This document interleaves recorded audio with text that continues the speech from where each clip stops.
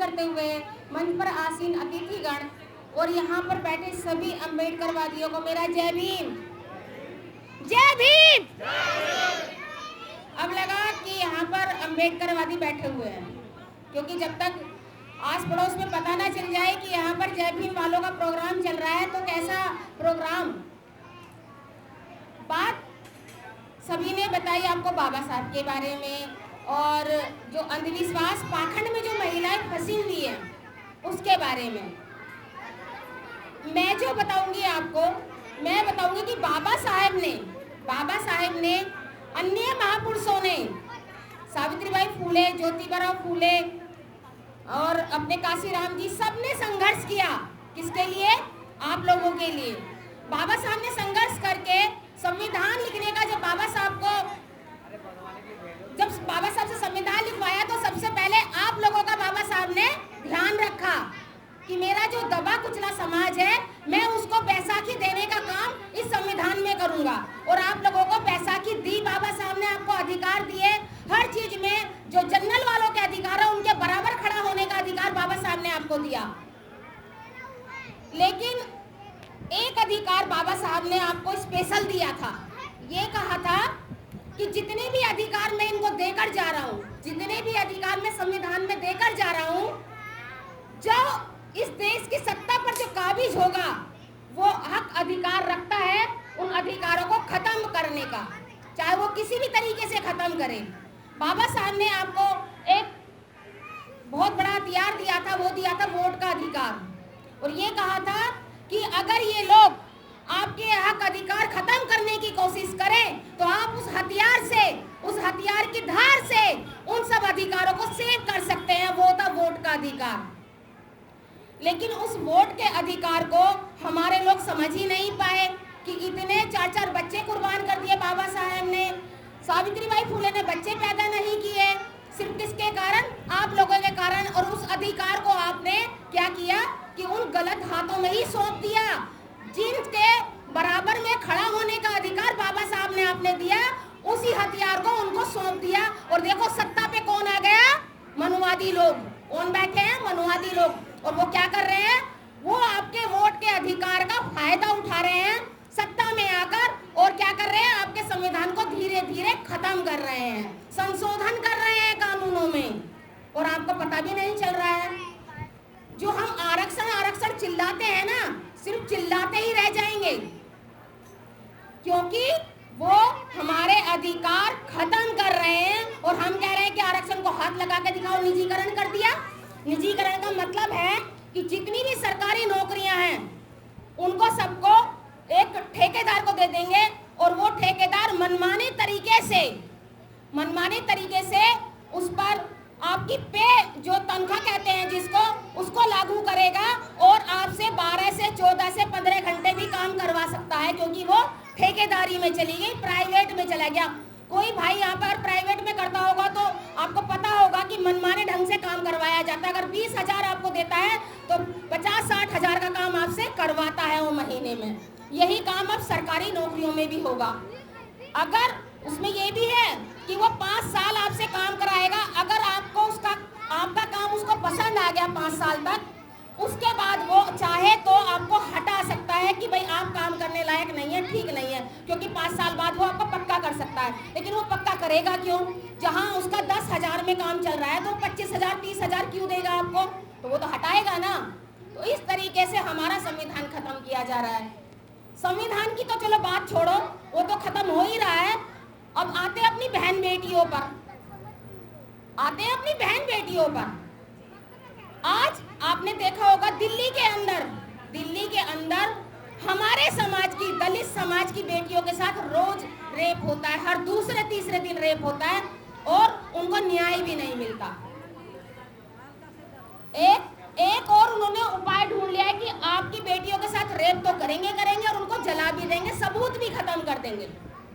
अभी दिल्ली कैंट का आपने देखा था, 9 साल की बेटी के साथ हुआ, उससे पहले 6 साल की बेटी के साथ हुआ, उससे पहले 2 जो लड़कियां थी, जुड़वा थी, उनके साथ हुआ। यहाँ तक बाबा साहब की प्रतिमाएं रोज टूट रही है। हैदरपुर में टूटी और तुड़वाने वाली कौन थी? यही आम आदमी पार्टी पार्टी की विधायक उसने तुड़वाया। इधर आपने देखा होगा भी 15 अगस्त के दिन हमारे लोग झंडा फहरा रहे थे बाबा साहब की प्रतिमा के यहाँ। कुछ मनुवादी लोगों ने उनके साथ लाठी चार्ज किया और उनको मारा पीटा, हमारी महिलाओं के सिर फोड़ दिए, पैर तोड़ दिया। तो आप देख लीजिए वही दोबारा युग आने वाला है कि आपको आजादी की सांस भी ये लोग लेने नहीं देंगे। सिर्फ किसकी वजह से? हमारी गलती से, क्योंकि हमने वोट गलत लोगों को दे दिया। क्योंकि अगर आपने कहावत सुनी होगी कि अपना जब मारता है तो छाए में गिरता है और जब दूसरा मारता है तो कहाँ गिरता है? धूप में गिरता है। तो वही काम आज हमारे साथ हो रहा है कि हमारा वोट भी ले लिया और हमारी बेटियों के साथ रेप भी होता है और हमारी बेटियों को न्याय भी नहीं मिलता। उस न्याय को पाने के लिए हम लोगों को सड़कों पर उतरना पड़ता है, लाठी डंडे खाना पड़ता है, मिन्नतें करनी पड़ती हैं। वोट हमारा सबसे ज्यादा और हमें ही मिन्नतें करनी पड़ती हैं। तो इस गलती जो हमने की है इसको सुधारा भी जा सकता है, उसको सुधारा भी जा सकता है। अगर हम चाहें तो अपना राजा बना सकते हैं, क्योंकि बाबा साहब ने कहा था कि वोट दुधारी तलवार है। वोट जो है एक दुधारी तलवार है। अगर आप सही यूज करोगे तो दुश्मन का गला काट सकते हो और अगर गलत यूज करोगे तो अपना ही गर्दन कटेगी। तो अब हमने क्या किया? अपना ही गर्दन काटने का काम किया, संविधान खत्म करवाने का काम किया, अपनी बहन बेटियों के साथ रेप करवाने का काम किया। अगर हम चाहें तो इस वोट का 2024 में सही उपयोग कर सकते हैं, अपनी बहन बेटियों को बचा सकते हैं। क्योंकि आज हम अपनी बेटियों को पाल किस लिए रहे हैं? इसलिए कि मनुवादी आए और उनको नोच कर खा जाए, इसीलिए पैदा किया है कि हमने। ये हमारे हाथ में है, क्योंकि हमारे महापुरुष अब वापस नहीं आएंगे, वो तो आपको देकर चले गए सब कुछ। अब ये आपके हाथ में है कि हम अपने बच्चों को किस तरीके से सेव कर सकते हैं। सब कुछ आपके हाथ में है। अगर चाहें तो उस वोट का सही उपयोग करें और अपने परिवार को ही नहीं अपने समाज को भी आप सेव कर सकते हैं उसका सही उपयोग करके। अब ये बात तो आ गई वोट की, और हम किस तरीके से अपनी सत्ता वापस ला सकते हैं, क्योंकि जिसकी सत्ता मजबूत होती है उसका कोई भी कुछ बिगाड़ नहीं सकता। क्योंकि आपने कभी देखा है कि किसी राजा की बेटी को कोई छेड़ सकता है? कोई छेड़ सकता है राजा की बेटी को? लेकिन गुलाम की बेटी को छेड़ सकता है, उठा सकता है। इसलिए राजा बनो, गुलाम नहीं। अब थोड़ा आते हैं महिलाओं पे, क्योंकि हमारी महिलाएं पूजा पाठ में बहुत ज्यादा लिप्त रहती हैं। तो मैं उनके लिए एक कहानी कहना चाहती हूँ कि छोटे छोटे दो बच्चे ले लेते हैं। जैसे ये दो बच्चे हैं और एक बच्चे को मंदिर में बैठा देते हैं और दूसरे को क्या करते हैं? स्कूल में भेजते हैं। अब जो मंदिर में बच्चा है वो दिन रात मंदिर के अंदर बैठ के पोछा लगा रहा है, झाड़ू लगा रहा है, भगवान की आरती उतार रहा है, मतलब दिन रात उसकी सेवा में लगा हुआ है। और एक बच्चा हमारा स्कूल के अंदर पढ़ रहा है। दोनों धीरे धीरे बड़े भी हो रहे हैं। अब जब बड़े हो जाएंगे तो नौकरी किसको लगनी चाहिए? किसको मिलेगी नौकरी? किसको? पढ़ने वाले को। लेकिन मैंने तो सुना है औरतें कहती है कि भगवान ही सब कुछ देने वाला है। मैंने तो सुना है औरतों के मुंह से कि भगवान ही सब कुछ देने वाला है। भाई उसकी दिन रात पूजा करी, आरती उतारी, नहलाया धुलाया, पोछा लगाया उसके मंदिर में, तो वो अपने भक्त को कुछ नहीं देगा? तो नौकरी तो उसकी लगनी चाहिए ना। तो इसका मतलब आप भी इस बात को मानते हैं कि मंदिर के अंदर कुछ नहीं धरा है, जो धरा है वो शिक्षा में धरा है। शिक्षित होएगा तो हमारे बच्चे को नौकरी भी मिलेगी और हमारे बच्चे का दिमाग भी विकसित होगा उससे। तो अब पहले ये बताइए, मंदिर में कितनी महिलाएं जाती है? सच सच बताना, जाती हो? अब जाओगी? देखिए ऐसा है, इनमें कुछ नहीं रखा, क्योंकि हम भी आपके जैसा था। ऐसे नहीं है कि हम भी ऐसे दूध के धुले थे, बिल्कुल साफ सुथरा, हम पहले से ही ऐसे हैं। हम लोग भी पूजा पाठ करते थे, लेकिन जिस दिन से हमें पता चला, जैसे आप लोग आए हो प्रोग्राम में, उसी तरीके से हम भी आते थे और हमने सुना भाई हम तो गलत लोगों को मान रहे हैं। हमारे जो महापुरुष हैं उन्होंने हमारे लिए संघर्ष और त्याग किया, तब हम इस मुकाम पर पहुंचे हैं कि हम उनके बराबरी कर सकते हैं। किसी भगवान की देन नहीं है हमें। कल जन्माष्टमी है, आपको पता है? तो बहुत सी महिलाएं कहती हैं कि अपने बेटे को पता नहीं क्या क्या मोर पंख लगा देंगी, कृष्ण बना देंगी। कितने बेटा इधर बैठ जाओ, सीधे चुप। वो मोर पंख लगा लगू के कृष्ण बनाती है और बड़ी खुश होती है कि मेरा बेटा तो कान्हा जैसा है। अब मुझे एक बात बताइए, कान्हा जी तो घाट पे नहाती थी, महिलाओं के कपड़े उठा के भाग जाता था। भागता है था नहीं? देखो ये मैं नहीं कह रही, उनके शास्त्रों में लिखा है कि भाई नहाती हुई महिलाओं के कपड़े उठा के भाग जाता था, छेड़ता था गोपियों को। तो अगर आज हमारा बेटा जवान होके किसी लड़की को छेड़ेगा, हैं, छेड़ेगा तो कोई आके शिकायत करेगा तो क्या कहेगी? क्या कहेगी माँ? क्या कहेगी? अरे पता नहीं कहाँ से पैदा हो गया, हमारे तो खानदान में ऐसा नहीं था और ये पता नहीं कहाँ से हो गया। अरे होता ही, जब तुम उसे बचपन से ही कान्हा बना रही हो तो लड़कियां ही छेड़ेगा ना। अगर काश क्या बाबा साहब बनाती तो डिग्रियां लाता, पढ़ाई करता। महिलाएं व्रत रख लेती हैं। मैं तो अपने आदमी की लंबी उम्र के लिए व्रत रखी हूँ। कभी देखा है तुमने किसी को व्रत भूखा मरते हुए और किसी की लंबी उम्र होते हुए? आज अगर व्रत करने से आदमियों की लंबी उम्र होती तो कोई विधवा नहीं होती। इस भारत देश के अंदर कोई महिला विधवा नहीं होती। अगर आप अपने पति को उसकी जगह, व्रत रखने की जगह अगर उनको बादाम, काजू, किशमिश, दूध, घी खिलाती तो शायद वो बीमार ना होते, और बीमार ना होते तो उनका हष्ट-पुष्ट रहते और कुछ लंबी उम्र जी जाते। लेकिन आप तो खुद ही बीमार होने के पूरे प्रयास कर लेती है कि भूखी मरती रहती है। अरे जब तुम भूखी रहोगी तो तुम्हारे शरीर के अंदर वीकनेस आएगी, और वीकनेस आएगी तो आप अपने बच्चों को खाना बनाने लायक भी नहीं रहोगी। तो जब खाना उनको नहीं बना के दोगी तो वो तो खुद वीक हो जाएंगे, खुद शरीर कमजोर हो जाएगा उनका। तो अपने पतियों को घी खिलाओ, दूध पिलाओ। इन अर्थ व्रत में कुछ नहीं रखा। अगर इन अर्थ व्रतों में रखा रहता तो जो भूखे बेचारे सड़कों पर पड़े रहते हैं ना, उनके पति कभी ना मरते, क्योंकि वो बेचारी एक टाइम भूखी भी रह जाती है, कभी कभी उन्हें पूरे दिन भी खाना नहीं मिलता। तो ये सब अंधविश्वास बनाया गया है। क्योंकि ये देखिए, अगर हम कोई कारोबार खोलते हैं तो उसको अच्छी तरीके से प्रचार करते हैं। किसी भी कारोबार को हम प्रचार करते हैं अच्छे से, तो वो उनका कारोबार है भाई, वो उल्लू बनाकर ही पैसा कमाते हैं। और उल्लू बनना न बनना तो वो तुम्हारे हाथ में है। अब जैसे कि कोई बच्चा पैदा होता है तो वो कहती है कि कभी भी आप किसी पंडित को बुलाओ जब बच्चा पैदा हो, और उनसे ये कहो कि जरा हमारे बच्चे की कुंडली देखना, तो वो सबसे पहले तो यही कहेगा, ये नहीं कहेगा कि आपका बच्चा बिल्कुल स्वस्थ रहेगा, इसके ऊपर कोई दोष नहीं है। वो कहेगा आपके बच्चे के ऊपर तो काल सर्प दोष है, आपके बच्चे के ऊपर तो मूल है, और इसको जब तक आप उतरवाओगे नहीं तब तक आपका भला नहीं होगा, आपका बच्चा भी बीमार रहेगा। यही कहता है ना। तो अब हमारे अंदर डर आ जाता है। अगर उसको छींक भी आ जाए, बुखार आ जाए, तो हमें पता क्या याद आता है? काल सर्प दोष बताया था, उसी का असर सा लग रहा है। तो आप क्या करती हैं कि उस दोष को उतरवाने के लिए, जो आपके बच्चे की पढ़ाई के लिए या शादी के लिए जो पैसा रखा रहता है, आप उसी पैसे से वो दोष उतरवाने की कोशिश करती है। अगर आपके पास है भी नहीं तो आप क्या करती हैं? उधार लेकर वो काम करवाएंगी जरूर। पति को टॉर्चर करती रहेंगी, नहीं करवाना है, करवाना, चाहे पति मना कर दे, लेकिन आप दिन रात उसके उंगल करती रहेंगी, नहीं करवाना है।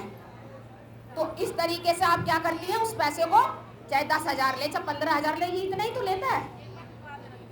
तो वो अपने वो पैसा जब आपका ले जाता है तो वो क्या करता है? उस पैसे से अपने बच्चे को एजुकेशन दिलाता है, अपने बच्चे को एजुकेटेड करता है और अच्छी उनको एजुकेशन देता है। फिर उनको अच्छी जो है आगे मतलब बढ़ाने के लिए बहुत उनको ये कराता है, क्या नाम, कोर्स कराता है। और कोर्स कराने के बाद उनके बच्चे अच्छी पोस्ट पे जाते हैं, और आपके बच्चे कहाँ रह जाते हैं? क्योंकि आप अपने बच्चों को भेजती हैं वहाँ सरकारी स्कूल में, वहाँ मिलता है वो कटोरा, वो दलिया वलिया, खाना पीना। आप कॉपी रखना तो भूल जाएंगे, लेकिन कटोरा रखना नहीं भूलती, चम्मच रखना नहीं भूलती।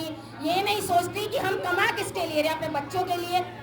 आखिर हमारा बच्चा, हम भाई एक टाइम का अगर वो दे देंगे, एक टाइम तो हम अपने बच्चों को खुद ही खिलाते हैं ना, एक ही टाइम तो खिलाते हैं, तो दूसरे टाइम क्या हम अपने बच्चों को नहीं खिला सकते?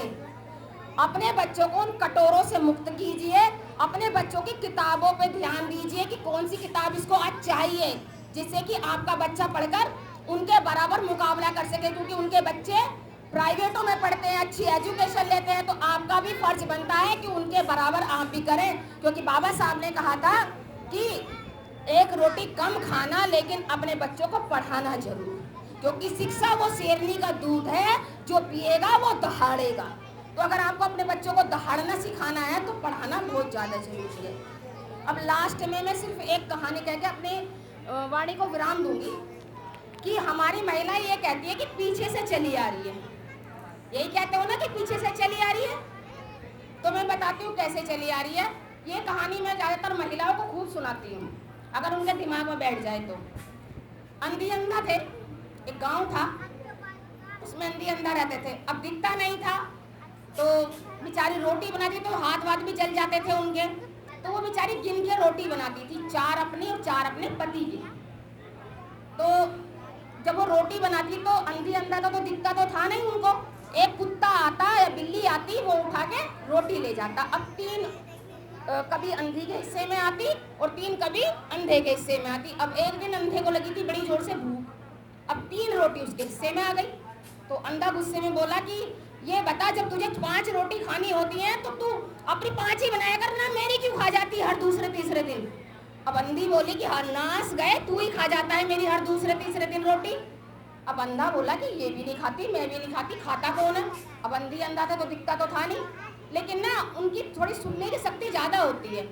तो अगले दिन जब अंधी रोटी बनाने लगी तो उसने ऐसे कान लगा के सुना कि कोई जानवर आ रहा है और वो रोटी लेके जाता है। तो उसने एक उपाय सोचा, एक डंडा लाया और उस डंडे को लेकर बैठ गया चूल्हे के आगे और वो अंधी रोटी बनाई। तो उसने उससे आवाज़ करनी शुरू कर दी। जब आवाज़ करने लगा तो वो जो बिल्ली या कुत्ता जो भी आता था वो भाग जाता था डर के। तो उनकी रोटियां बचने लगी। अब उनके बच्चा भी हुआ, एक बच्चा हुआ तो उसके आंखें थी, अंधा नहीं था वो। तो बड़ा हो गया, बड़ा होने के बाद उसकी शादी कर दी। शादी कर दी, बहू आई। बहू जब आई रोटी बनाने लगी, क्योंकि उसने अपनी माँ को और पिताजी को देखा था कि माँ रोटी बनाती है तो पिताजी जो है वो डंडा बजाते हैं। तो अब जब उसकी बीवी रोटी बनाने लगी तो वो डंडा लाया, वो भी बैठ गया डंडा बजाने के लिए, जबकि वो अंधा नहीं था, आंखें थी उसके। तो अब उनके भी बच्चे हुए, उनकी बीवियाँ आई। तो जब उनकी बीवियाँ आई, उनके पति भी डंडा लेके बैठ गए, अब उनके भी बच्चे हुए। अब आई होगी मेरे जैसी पढ़ी लिखी, या शशि वाला जी के, या नीलम जैसी बोध जी के जैसी, या सोनू जी के, या आप में से जो पढ़ी लिखी हो ऐसी बहू आई होगी, परफेक्ट एकदम बोलने चालने वाली। जब उसका पति डंडा लेकर बैठा रोटी बनाने, तो उसने कहा कि ये बताओ, तुम्हारे घर की महिलाएं जब रोटी बनाती है तो तुम डंडा क्यों बजाने बैठते हो। तो बोला है मेरे को क्या पता, पीछे से तो चली आ रही है। तो उसने कहा कि जब पीछे से चली आ रही है तो अपने पिताजी से पूछो क्यों चली आ रही है। वो गया अपने पिताजी के पास, बोला कि है मुझे क्या पता है, तो पीछे से तो चली आ रही है। अब ऐसे ही करते करते वो अपने बाप के पास गया, वो अपने बाप के पास गया। जो अंधा बुढ़ा था वो बिल्कुल मतलब मरने हालत हो गया था, क्योंकि पहले के जो बड़े बूढ़े थे बहुत दिन तक जीते थे। अब सारे मिलके उनके पास गए, बोले कि ये बताओ कि हमारे घर में जो महिलाएं रोटी बनाती हैं ये डंडा क्यों बजाते हैं। तो उस अंधे ने कहा कि अकल के अंधो, हम दोनों तो अंधी अंधा थे, तो हमारी मजबूरी थी कि एक जानवर आता था, वो डंडा बजाते थे इसलिए कि वो रोटी खा जाता, तो उसको बचाने के लिए डंडा बजाते थे। लेकिन तुम तो आंख वाले थे, तुम क्यों डंडा लेके बैठ गए। तो यही हाल हमारे समाज का हो गया है कि कुछ पूछेंगे नहीं अपने घर वालों से, अपने पिता से, अपने दादा से, बस ढोए जा रहे हैं परंपराओं के नाम पे कि पीछे से चली आ रही है। तो पीछे से ऐसे चली आ रही है, क्या पता हमारे पूर्वजों की या हमारे माता पिता की या हमारे दादा दादी की कोई मजबूरी रही हो वो परंपरा निभाना, तो हम क्यों निभाएं। हम तो आंख वाले हैं ना, हमें तो पूछना चाहिए ना कि भाई हम ये कर क्यों रहे हैं। तो ये पीछे से जो चली आ रही है ये ऐसे ही चली आ रही है, इसको छोड़ दो, इसमें कुछ नहीं रखा। त्योहार कुछ नहीं होता, क्योंकि तीज त्योहार अगर आपको मनाने हैं तो जिन महापुरुषों ने हमें इस लायक बनाया, जैसे बाबा साहब हुए, ज्योतिबा फूले हुए, सावित्रीबाई फूले हुई, माता रमाबाई हुई, जिन्होंने 4-4 बच्चों की कुर्बानी दे दी आपके लिए, तो उनके जन्मदिन पर त्योहार मनाओ ना, क्योंकि उन्होंने आपके लिए कुर्बानियां दी है, किसी और ने नहीं दी। और अगर आपको आने वाली पीढ़ी से गालियां नहीं खानी है ना, क्योंकि हमारे महापुरुषों ने जो दिया, हमारे बच्चे ये कहेंगे कि हमारे जो बाबा साहब या हमारे जो अन्य महापुरुष रहे वो तो आपको देकर चले गए, आप उनको तो बचा नहीं पाए, लेकिन जो उन्होंने दिया उसको भी गवा दिया, हमको देकर तो क्या जाते। तो हमारे जो आने वाली पीढ़ी है वो हमें गालियां देंगी कि हमें गुलाम बनाया गया। और इस गुलामी से अगर आपको हमारे बच्चों को आज़ादी दिलानी है तो सही वोट का अपना प्रयोग करना सीख लो। इस बार किसी लालच में मत फंसो और आने वाले 2024 में बसपा की सरकार ले आओ, क्योंकि अपना रहेगा तो अपना ही दर्द समझता है। इसलिए सब अब की बार अपना जो बनाना है सीएम, बहन जी को बनाना है, क्योंकि बहन जी की जब सत्ता आती है तो गुंडे मवाली खुद में खुद जेलों में फंस जाते हैं। किसी बहन बेटी के साथ ये नहीं है कि एक दलित समाज की बेटी के साथ, किसी भी समाज की बेटी के साथ आंख उठाकर नहीं देखा जाता। उनका शासन बहुत ही अच्छा है, यहाँ तक कि जनरल के जो लोग हैं वो भी याद कर रहे हैं बहन जी को, और आज वो सपोर्ट कर रहे हैं बहन जी को। तो आज अपने लोगों के सपोर्ट की जरूरत है। इस बार अपनी सरकार बनाओ। जय भीम, जय संविधान।